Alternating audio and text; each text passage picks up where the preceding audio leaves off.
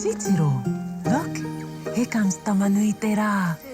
Mōrena, Mr. Sun. Mōrena, Pāpā Rākau. Kia ora, my name is Kōkā. Here in the forest with me, the 5 Patupaiarehe. Let's go and meet them. Time to wake up, Tākaro Tribe.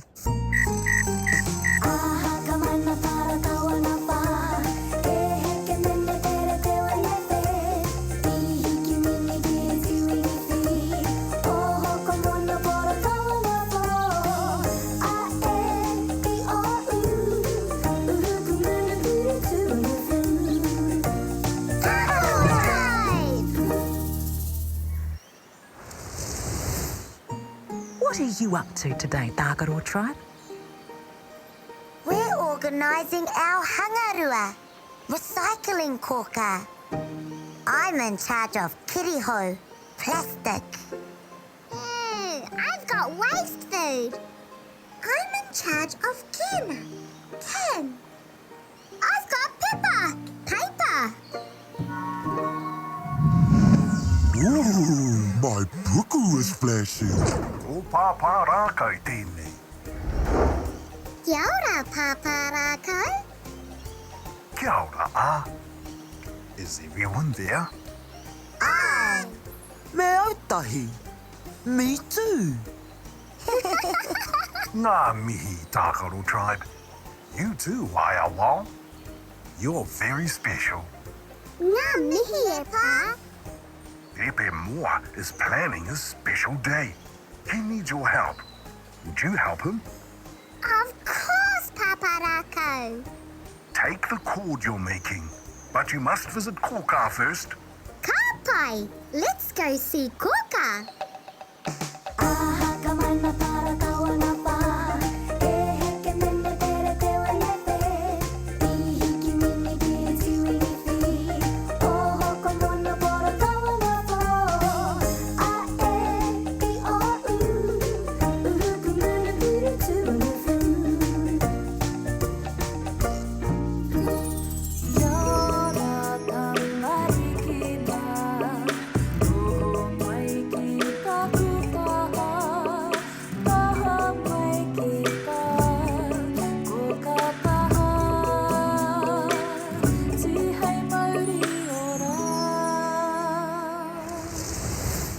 Tākaro Tribe. Kia ora, Kōkā. We're going to help Pepe Moa celebrate a special day. Did you know today is Te Rā Whakanui i ngā Mama, Mother's Day? Perhaps Pepe Moa has a treat for Mama Moa. That would be so exciting, Kōkā. But you need a koha, gift. What kind of gift? Perhaps Mama Moa would like a Pōtae hat. Tākaro pai. That's a wonderful idea, Kōkā. Now go see Pāpā Rākau. Ka pai, Kōkā.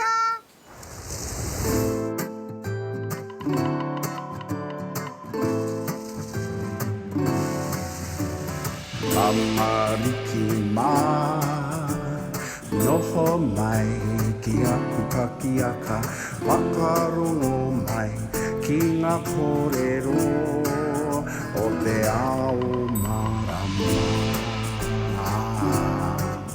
Aue. Tākaro Tribe. You've arrived. Kia ora, Pāpā Rākau. Pepe Moa wants to make Mama Moa a gift for Te Rā Whakanui i ngā Mama, Mother's Day. Pepe Moa says Mama Moa loves rata flowers. Will you meet him in the forest to find rata flowers? Small problem, Pāpā Rākau. How do we get there? Pooh will take you. She won't be long. Yay! What did Kōkā tell you? She said perhaps Mama Moa would like a Pōtae. Huh? That's an excellent idea. Ooh. Do you know what a Pōtae hat is made up of? Cow. Let's take a look. First, a Pōtae hat has a crown. It also has a brim. Some hats have a band where the brim and crown join. Then you can decorate it with feathers or flowers. Ooh! Whoa! Whoa!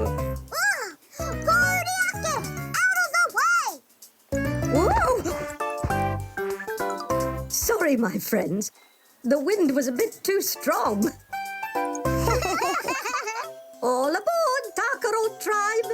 Don't forget your recycling bags. Aye. Ah, you can collect paper. Aye. You collect the krahe, glass. Aye. You're on kena, cans. Or you collect parakai, waste food. And the plastics. Ka pai, Pāpā Rākau. It's time for our karakia. E te wānei e hora nei, tēnei te Māori ka whakapiki, ko te Māori o ngā tamariki a tāne mākuta. Te Māori ka puta ki te whaiau, ki te ao mārama. Haumi e hui e tai ki e. Watch out for rata flowers, Pooh. Kapai! All aboard, Tākaro Tribe! We're off! E noho rā, Pāpā Rākau.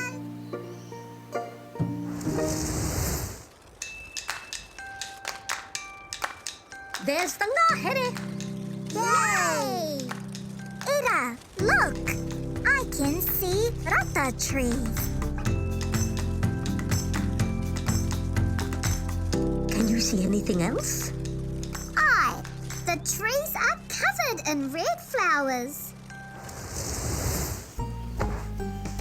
Backpacked off so we can collect rubbish. Yeah, I've got some glass. I found an ipukiriho, a plastic container. That's not the right bag. Yay! He pua rata e nei. These are rata flowers. They're fiddle, red, just like me. Wait, Kōkā just texted. She sent the word of the day. It's in the kete. Where's the kitty? There, on that toka rock.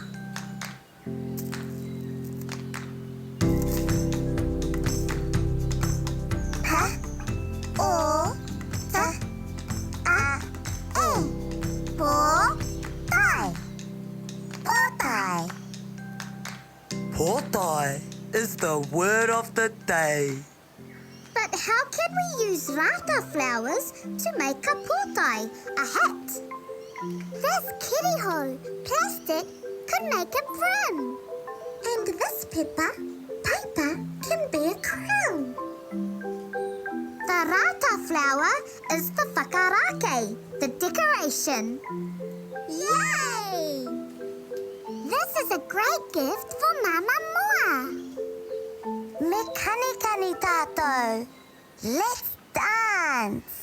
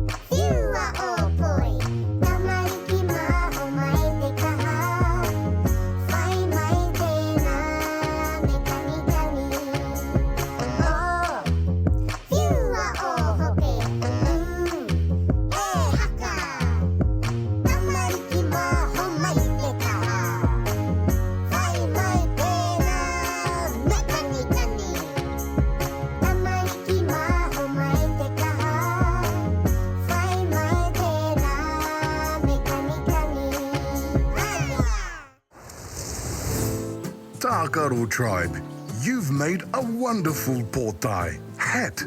It fits Mama Moa perfectly. Thank you for helping Pepe Moa. You've made this a memorable rā whakanui I ngā mama Mother's Day.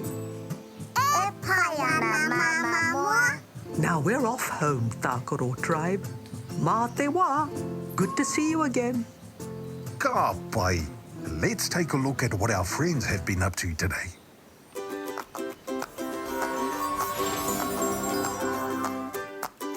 Pōtae. Pōtae. Pōtae.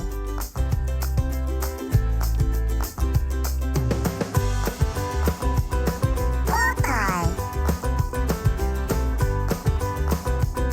Pōtae.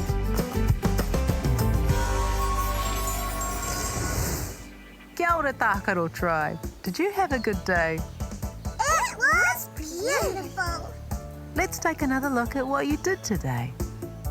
I told you that today is Te Rā Whakanui I Ngā Mama, Mother's Day. Pepe Moa asked you to help him find a koha gift for Mama Moa. You made a hat out of recycled materials. Then placed a rata flower on top. And you learned a new word. Pa, o, t, a, e.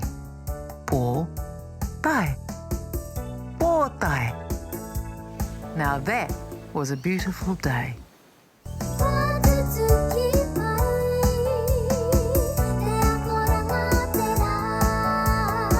What a fun day, Tākaro Tribe. Time to say goodnight. Pō Mārie. Good night, Tākaro Tribe.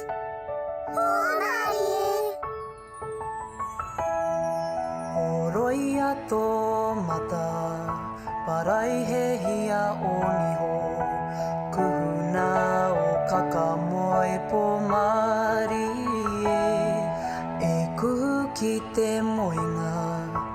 Takoto iho ki raro e pai ai o moe moe